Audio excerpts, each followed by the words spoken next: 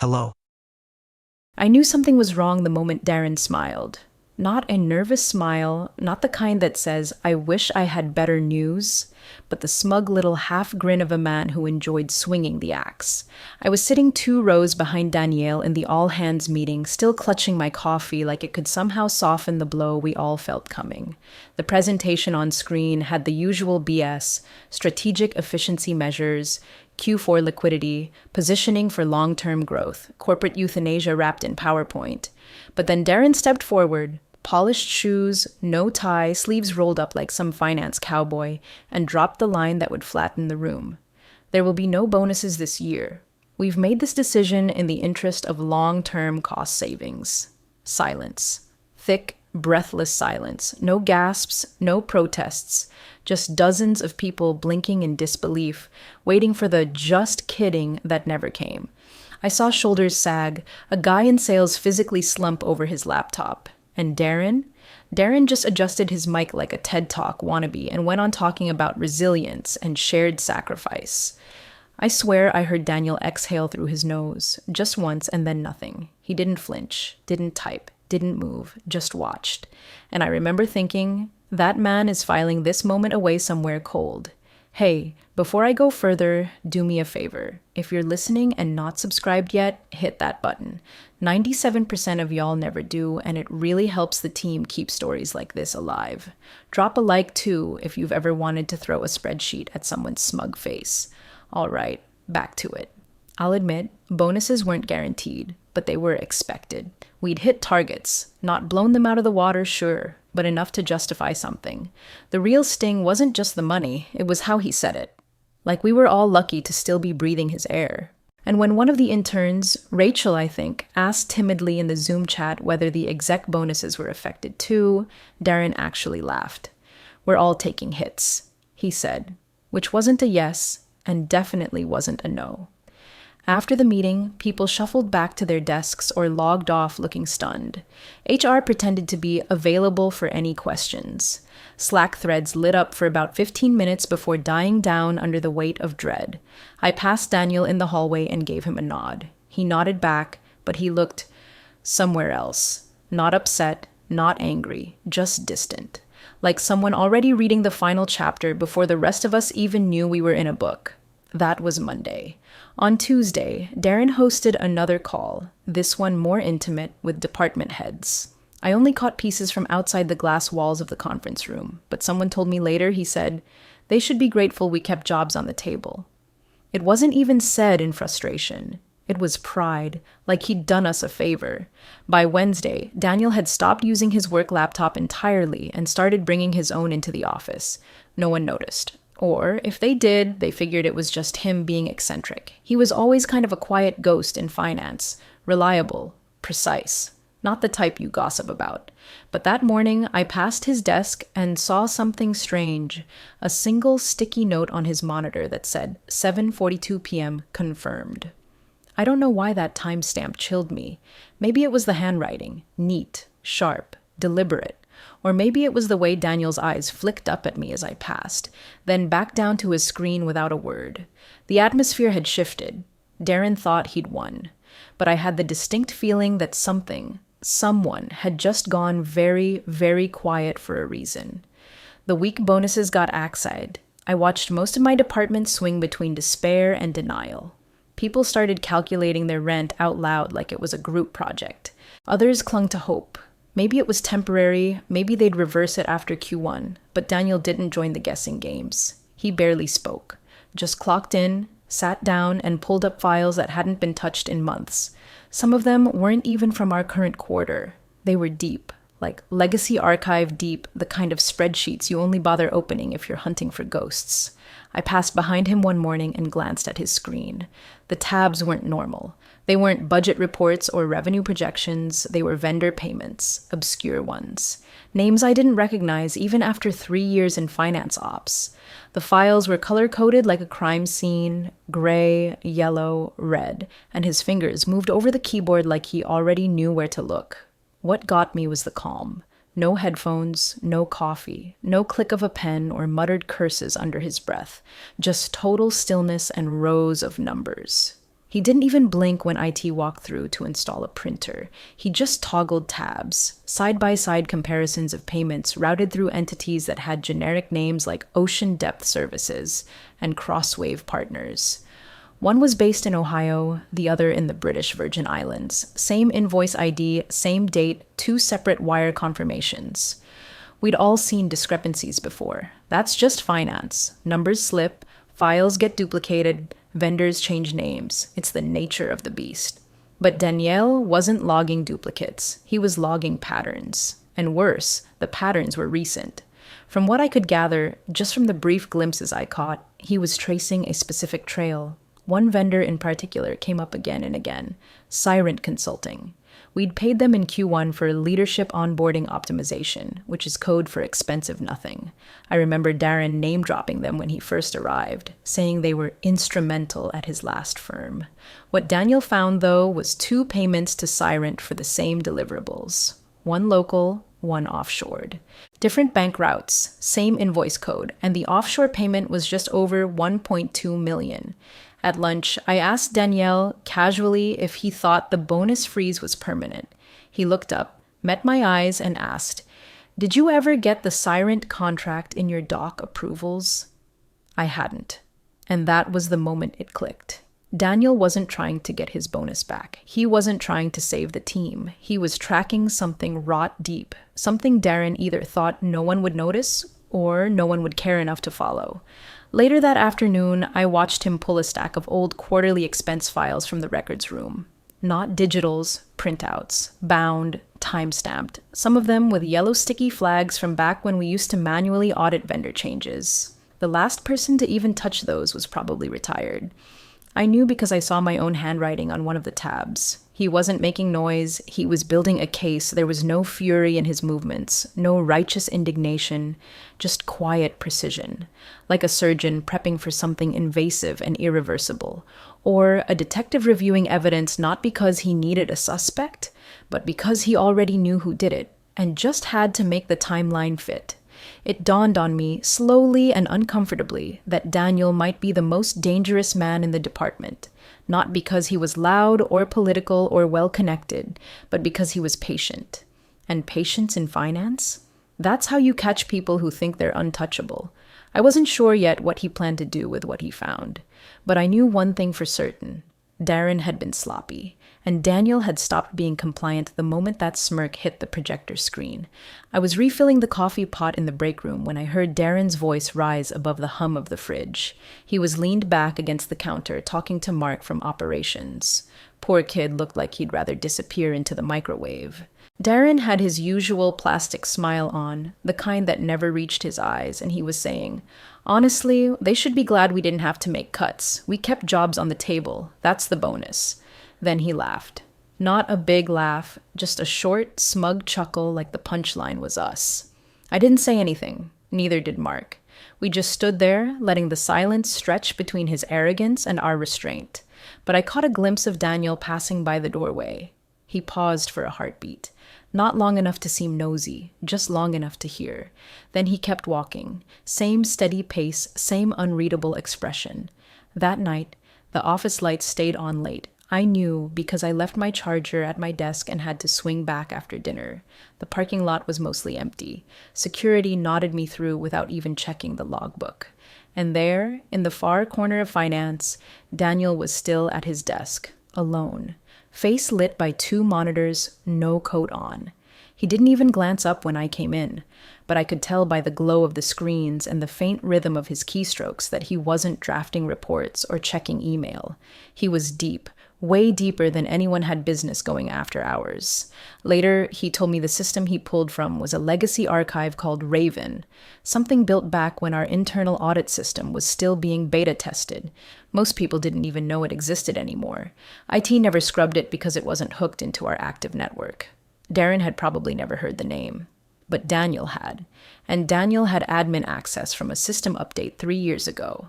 What he pulled wasn't just vendor logs. It was every transaction routed through finance for the last 36 months.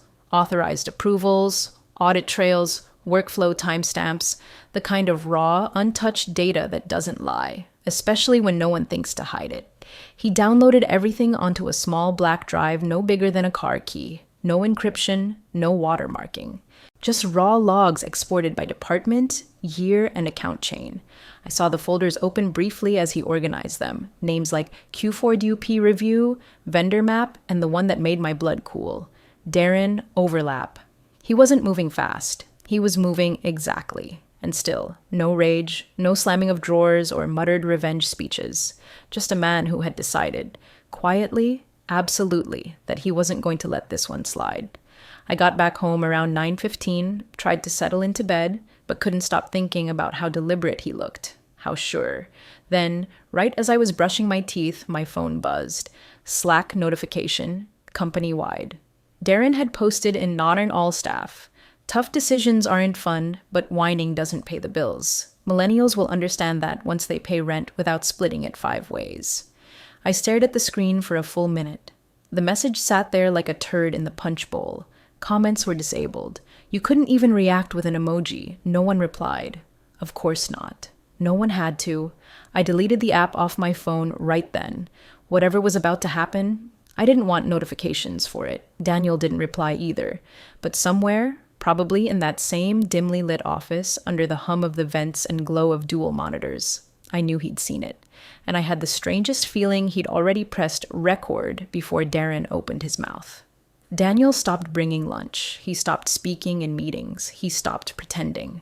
Something in him had pivoted, subtly, but irrevocably. It was like watching a clock's second hand tick into alignment, and suddenly the whole mechanism moved faster, sharper, cleaner. We didn't talk much, but I saw it in the way he worked. Screens always full, not a single tab wasted, stacks of notes written by hand in his cramped, clinical print. Not for show. Just quiet war prep. He wasn't scrolling dashboards or glancing at summaries. He was in the weeds, pulling up tax ID registrations, vetting addresses for vendors no one else had even noticed. I passed his desk one afternoon and caught a glimpse of a Google Street View image on his screen. A concrete slab behind a closed barbershop in Nevada. It was supposedly the headquarters of Orion East Group LLC, one of the consultants Darren had approved in Q3, except Orion East didn't have a website, didn't have a phone number, didn't exist outside of one payable invoice and a mailbox registered 6 years ago. By Friday, Daniel had identified 6 companies with the same odd fingerprints, sparse online presence, non-unique names, registered agents that also managed hundreds of other entities. Each one had a link in the payment chain, vendor-to-vendor transfers, zero-scope contracts, bulk retainer fees with no deliverables. Some were even marked pre-approved in old email chains. The paper trail was thin, but the data trail? It was damning. And then came the breadcrumb he didn't expect. Helix Paragon Limited. It was buried in a side note of an invoice reference log, just a mention in an internal memo Darren forwarded months ago. Helix was paid just over $400K for global leadership segmentation planning. That phrase alone sounded like AI-generated fluff, but the routing number led to an account registered in Guernsey. And Helix? Helix had been listed on Darren's LinkedIn a year earlier as a strategic partner during his time at Coltrane Holdings, a job he'd quietly exited during what was publicly referred to as an internal restructuring. Funny, how often that phrase shows up right before the rot hits the surface. Daniel didn't gloat. Didn't even sigh. He just bookmarked the Shell's registry listing, exported the payment confirmations, and started mapping the transactions between internal cost centers and those 6 companies. What he built wasn't a spreadsheet anymore. It was a web. Visual nodes, color-coded by risk, dates aligned with project announcements, internal memos, staff movements. At the center of the web, Darren, or more accurately, Darren's decisions. Dozens of them. Each one a dot that Daniel calmly connected. And then came the timestamp. I remember him calling me over, not dramatically, not whispering like a spy. Just a quiet, "Can you look at this with me?" He pointed to a single transaction. A $1.2 million outbound transfer routed through a holding account tagged Temp Short Strategy Initiative. It was wired to a firm called Devona Core, registered out of the Cayman Islands. Timestamp, 3:17 p.m. Monday, the exact day and within 10 minutes of Darren's all-hands call announcing the bonus cancellations. He didn't say anything. Just let it sit there between us. Maybe it's a coincidence, I offered. Too soft, too hopeful. Daniel turned his screen toward me fully and clicked open another file. Devona Core had no contract in our system. No invoice, no SOW, just a payment approved via Darren's private Slack to finance, marked as priority transfer for strategic overhead optimization. I stared at that line for what felt like hours. The bonus money hadn't disappeared into the recession or been rerouted for raises. It had been vanished, cloaked in buzzwords and vanished offshore. And that's when I saw it in Daniel's eyes. Not anger, not vengeance, just a quiet satisfaction. Not because he'd caught something, but because he'd confirmed what he already knew. He wasn't here to win. He was here to expose, piece by piece, and he was almost ready. It was strange how quiet everything felt the day he made the decision. No dramatic thunderstorm, no metaphorical earthquake. Just the usual flicker of fluorescence, the soft clatter of keyboards, the overworked Keurig sputtering out watery caffeine. But Daniel had already exited whatever world the rest of us were still clinging to. He wasn't interested in HR processes or internal escalation chains. He wasn't documenting things for some hypothetical tribunal that might swoop in with ethical capes. He was past all that. By noon, he'd cleared off his second monitor and replaced it with a single window, an enormous spreadsheet. Nothing fancy. No color coding, no dramatic headings, just columns. Vendor name, date, amount, routing origin, routing destination, approval source, notes column left blank. He wasn't building a takedown. He was building a mirror, the kind you hold up to someone and let them see their own reflection without saying a damn word. I watched him flip through PDFs, export bank logs, cross-check public records, and then, most telling of all, delete every draft of internal complaint memos he'd saved across 3 different folders. Not archived, not moved, deleted. This wasn't a compliance concern anymore. It was something colder, something final. At one point, he paused and opened the company's internal whistleblower hotline. You know the one. Anonymized, secure, outsourced to some third-party firm with a voicemail box and a lot of legalese. He hovered his cursor over the text box for maybe 5 seconds. Then he clicked the tab closed. No hesitation, just done. Instead, he opened a Proton Mail account registered years ago under a pseudonym I wouldn't have recognized if he hadn't told me later. Catherine Ellis. It was the name of his mother. She died the same year he joined the company. From that inbox, he queued an encrypted file drop to a journalist at Financial Index Weekly, someone he trusted, not because they were flashy, but because once, 5 years ago, she wrote a 3-page feature about a minor audit failure that had led to layoffs in Pittsburgh. She named names, didn't flinch. Daniel remembered. He didn't add commentary, didn't include a note. No, please look into this. No sob story, just the file, zipped, password protected, and scheduled to hit her inbox Tuesday at 8:09 a.m. It would arrive exactly when she was most likely to check her email. First thing in the morning, before editorial meetings, before inboxes got noisy. He locked the USB in his drawer and stood up. No swagger, no shaky hands. Just a man who had run out of patience and decided the truth didn't need a microphone. It needed a fuse. Before he left for the day, I asked him if he thought it would actually matter. He looked at me, eyes steady, and said, "It's not about whether it matters. It's about whether it's true." Then he walked out. Same as always. No wave, no coat, just silence and that same unreadable calm. At 7:59 a.m. the next morning, Daniel sat at his desk, logged in, and watched the little icon flick from scheduled to sent. He closed his laptop with one hand, sipped his coffee with the other, and somewhere across the city, a journalist opened a file that was going to set a fuse none of us could unlight. Not with noise, not with drama, just clean, quiet exposure, the kind you can't walk away from. The article hit like a lit match in a dry room. Tuesday morning, 8:06 a.m., someone in legal dropped the link in a private thread. 7 minutes later, it surfaced in Tacker Random, and by 8:20, it was in every active Slack channel like blood in the water. Exclusive. New VP linked to offshore web, internal funds rerouted. By Morgan Shale, Financial Index Weekly. It wasn't a hit piece. That's what made it lethal. No clickbait, no speculation, no anonymous sources wrapped in smoke and mirrors. Just timelines, bank transfers, shell company names, and, worse for Darren, screenshots. Clean, full resolution captures of internal memos with Slack timestamps and payment approvals. One image showed a directive from Darren marked urgent. Reclassify Devona Core as strategic vendor. No need for additional SOW push transfer today. Another showed a finance thread where he ordered a duplicate retainer to Sirent Consulting with a memo field left blank, intentionally, it said. None of the screenshots had watermarks. None of them had metadata from a print screen tool. They came from inside the system, from someone with direct access. And everyone knew it. Slack became a war zone, messages flooding every second. Eyes emoji, stunned gifs, people asking if this was real, if it was our Darren, if the documents were doctored. The quiet ones didn't speak. The loud ones overcompensated.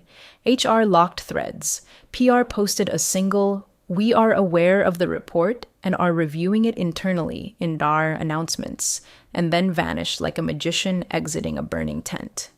Daniel? He didn't flinch. He sat 2 rows away from me, tapping gently through his inbox like it was any other day. When someone shouted from sales, "Holy hell, this is our guy," he didn't even glance up. He just sipped from his chipped blue mug and clicked through a budget template like nothing around him was on fire. But I could see it, just beneath the surface, that slow, deliberate inhale, that ghost of tension in his jaw. He wasn't smug, wasn't gloating. He looked like someone who'd seen this happen before and knew exactly what came next. Because he had. A decade in finance, 3 other companies. He'd seen fraud. He'd seen blowback. He'd seen how quickly the hunt for truth turned into a hunt for the whistleblower. Only this time, he wasn't flinching. The emergency meeting went out at 9:03, exec team only. No agenda, just urgent review. We saw Darren rush by, head down, no blazer, tie crooked, clutching his phone like it was a life vest. He didn't make eye contact with anyone. That was the first time I'd ever seen him look human. By 9:30, someone in finance whispered that Darren had tried to pin the leak on an intern, said they must have misfiled something or shared a folder by mistake. But no one bought it. Because the screenshots weren't screenshots from shared folders. They were direct exports from internal messaging threads. No audit tag, no print date, no system ID. The kind of clean you only get when you're in the system. One screenshot in particular sealed it. A private Slack message from Darren to our controller saying, "Push the Devona wire now. Do not CC procurement." The timestamp? 3:17 p.m., the same moment he told the company there would be no bonuses. People went quiet after that. Really quiet, not scared, not sad, just processing. And Daniel?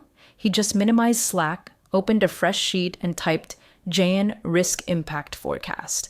No one asked him questions. No one congratulated him. But no one looked at him the same after that either. The strange thing was, he hadn't taken credit. He hadn't said a word. But somehow, everyone knew. Because the screenshots weren't loud. They were surgical. Because whoever leaked them hadn't just exposed a fraud. They'd laid Darren open like a diagram and left him to bleed in public. By 11:10 a.m., we heard the door slam. Darren's voice cracked through the hallway before he even made it to the finance floor. He was barking something about protocol breaches and criminal intent, his loafers slapping the tile like war drums. People froze mid-keystroke. Even IT stopped pretending to work. The whole floor held its breath as he burst into the department, red in the face and eyes darting like a man walking into a room where every chair might be rigged to explode. "Someone here leaked confidential files," he barked, eyes sweeping the room. "You think this is a game? You think blowing up an internal review process is heroic?" He was unraveling, stripped of PR polish, jacket gone, tie loose, sweating like he'd sprinted through the parking garage. His voice cracked as he demanded, who had access to routing approvals for Devona Core? Who accessed legacy records in the last 30 days? We all knew he was spiraling, but no one said a word. Even Mark, sweet, nervous Mark, just stared down at his budget tab like it held the cure for cancer. Then legal arrived. 3 of them, in suits, moving in the quiet, efficient way only lawyers can. No drama, no raised voices. just calm, clipped phrases and folders that were already open before they sat down. Darren spun on them, trying to seize back control. We need device audits, desktop logs, IP tracing. Someone in this room violated confidentiality. But the lead counsel, Ms. Renner, just cut him off with a raised hand. We've already reviewed the report, she said evenly, and the original data logs, the screenshots. They match internal systems. No doctored files, no signs of external tampering. She pulled out a document from her folder and placed it flat on the table. It was a spreadsheet. Danielle's spreadsheet. I recognized the layout instantly, the font, the spacing, the way he labeled vendor chains with shorthand only he used. He saw it too. Didn't blink, didn't even pretend not to recognize it. Just adjusted his monitor slightly to avoid the glare and kept typing like none of this had anything to do with him. And then the room shifted. A soft ping from the conference display, and suddenly the boardroom Zoom call connected. The board chair's face filled the screen, framed perfectly, emotionless, posture straight like a judge stepping into sentencing. Darren straightened instantly, tried to regain composure, smoothed his shirt like it made him more believable. The board chair didn't blink, didn't ask for context, didn't do small talk. She just leaned forward, hands folded, and said one line. Darren, how many offshores did you hide? You could have heard a pen drop. No one breathed. No one dared. Darren opened his mouth, probably to deflect, to bluster, to reach for some half-baked lie, but nothing came out. Just a soft wheeze. His face drained to ash. His eyes darted toward legal, then toward the spreadsheet, then toward Daniel. Daniel didn't even look up. He just clicked into cell H47, adjusted a formula, and pressed enter. The silence didn't need to be filled. It was already deafening. By Thursday morning, Darren's nameplate was gone. Just gone. No one made an announcement, no formal notice, but the door to his glass-walled corner office stood open, empty, the lights off. The leather chair still slowly spinning like it hadn't yet accepted the absence of its owner. Word traveled in whispers at first. HR escorted him out after the board call. No bag, no laptop, no goodbyes. His access badge was revoked before he made it to the elevator. Someone said he tried to call the CEO on the way down. Another said he cried. I don't know if either is true, and I didn't care to ask. What we did know was that by 9 a.m., compliance had a team of 4 combing through every vendor approval, every transaction Darren touched in the last 12 months. They wore the same stiff suits, carried the same dull leather briefcases, and spoke in low tones like surgeons prepping for autopsy. One by one, they called us in. Not aggressively, just polite, methodical questioning.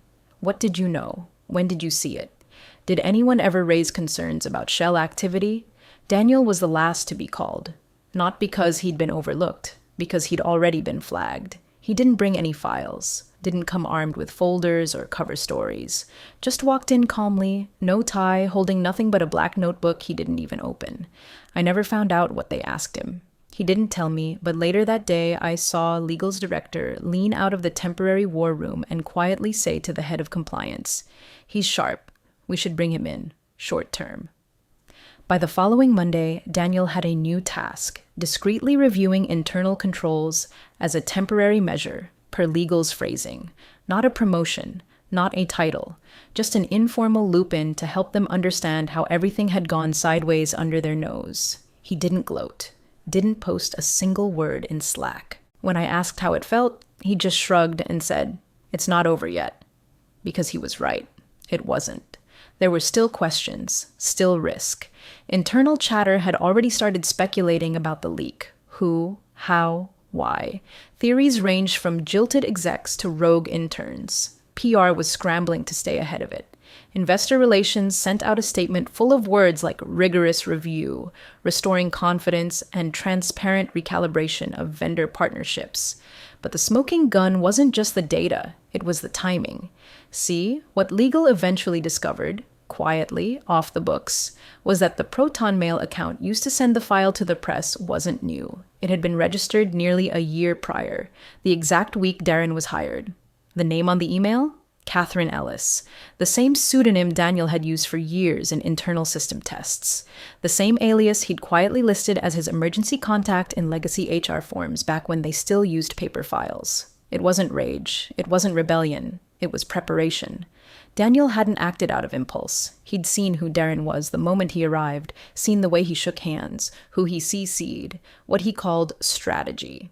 And instead of sounding alarms no one would have heard, he'd created a fuse and left it coiled quietly behind glass. For when, not if, it was needed. He didn't take credit. Declined when compliance offered to mention his support in their final summary. He said, "Let it land where it needs to." But we knew. We all knew. He wasn't just the guy who saw it coming. He was the reason the building was still standing. 3 weeks later, the company held an all-hands. Video only, cameras off by default. The tone was light, upbeat, scripted to the edge of parody, slides full of buzzwords and pastel colors, integrity in action, charting the road ahead, operational renewal. The CEO smiled too hard. The HR director said something about the strength of our culture. Legal never appeared on camera. There was no mention of Darren, not a single syllable. His old initiatives were quietly rebranded, his titles wiped from the org chart like he'd never existed. Strategic operations became operational insight.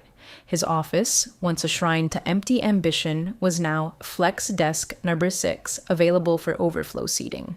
Toward the end of the call, the CFO chimed in, said something casual, almost dismissive.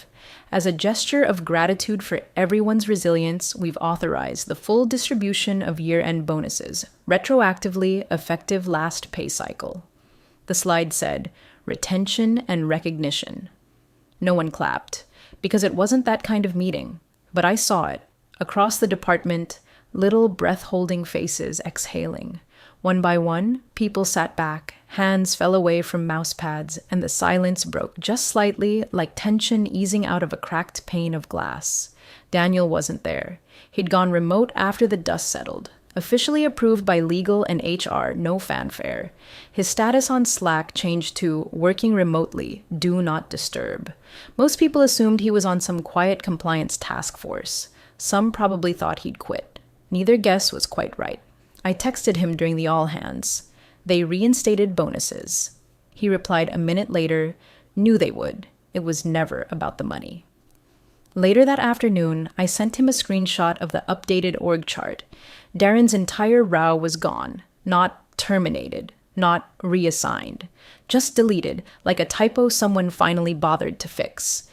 That's when Daniel forwarded me a single-line email from the board chair. It was sent at 6:03 a.m. Subject, no subject. Message. Thank you. That was it. Not signed with a title. No official company seal. Just 2 words that, in any other context, might have been hollow. But coming from the woman who'd looked Darren in the eye and asked the one question that silenced him, it meant everything. Daniel never mentioned it again. Never showed the email to anyone else. But I knew what it was. Not recognition, not celebration, just closure. I imagine it ended the way everything does with Daniel, quietly. He probably sat there for a moment, unreadable as ever, then closed the message, shut his laptop, and slid it into the drawer beside his old notebooks and black USB drives. Then, with no one around to hear it, he muttered under his breath, "Cost saving, huh?" And that was it. Not justice with a spotlight. No grand curtain call. Just a man who saw the storm coming, built his shelter in silence, and walked away when the winds finally stopped. Bye-bye.